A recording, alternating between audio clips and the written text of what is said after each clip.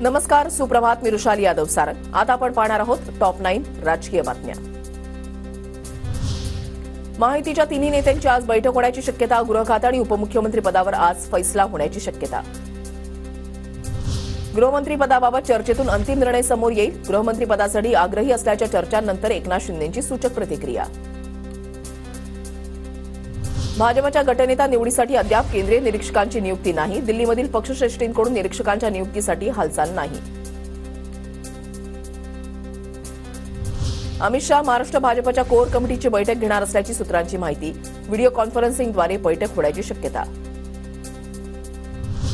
उपमुख्यमंत्री पदावर अद्याप चर्चा सुरू. श्रीकांत शिंदे यांच्या उपमुख्यमंत्री पदाबाबतच्या चर्चांवर एकनाथ शिंदेंचं माध्यमानं उत्तर.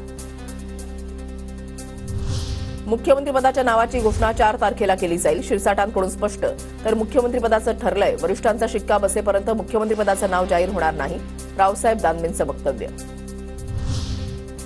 5 डिसेंबरला 10 ते 15 मंत्री शपथ घेण्याची शक्यता. बावनकुळे, मुनगंटीवार, महाजनांसह पंकजा मुंडे, नितेश राणेंच्या नावाची चर्चा. शपथ घेणाऱ्या मंत्र्यांमध्ये ज्येष्ठ आणि तरुण आमदारांचाही समावेश.